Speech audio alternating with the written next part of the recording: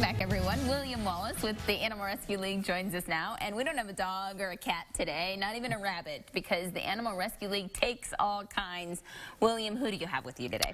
This is Ripley, and she is a chinchilla. A chinchilla. Okay, so tell me, what separates a chinchilla from any of the other small rodents?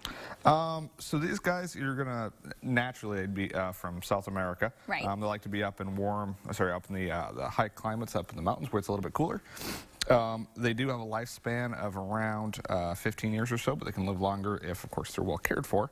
And a big special thing about them is that they're super duper soft. They have a lot of soft fur, which you can see she's shedding a little bit right now. But it's so dense that they can't actually get wet. Because whereas when we get wet with our hair, it can kind of dry out. It's so dense that if it gets down to the skin level, it just can't air out and can't dry, and they'll actually mold. So instead of giving them like a water bath, you give them a dust bath, and they kind of roll around in that. That's how they keep themselves. A dust bath? Yep, like a fine ash-type dust, something like that. And they roll around in that, and that's how they keep themselves clean. How bizarre. I've never heard of that before. Okay, so how much maintenance do they require?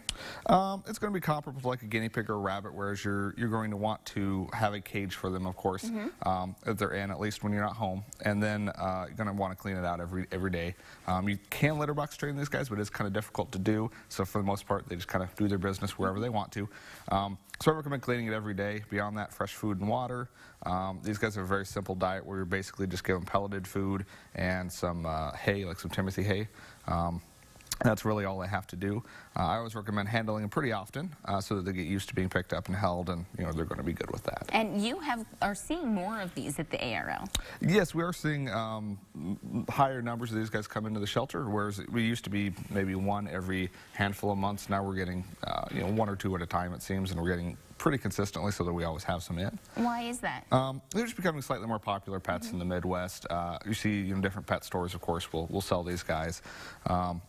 So they're just more available, which means more people are getting them, which, of course, means we're slightly more likely to get them in as well. Okay. Anything else going on at the Animal Rescue League right now you want people to know about? Yeah, so speaking of the small critters, we actually have an event for rabbits and guinea pigs that's coming up on Saturday. It's our Bunny Spot and Piggy Pampering. It's going to be at our Southridge Mall location. It starts at noon, and what that is basically an event where people can bring in their rabbits or their guinea pigs, and we'll do like nail trimming or kind of brush them out. So if you have a critter kind of like Ripley here who's kind of shedding just a little bit, we can get a lot of that loose fur out and make them looking a little bit nicer. Okay, wonderful. How do we sign up for that?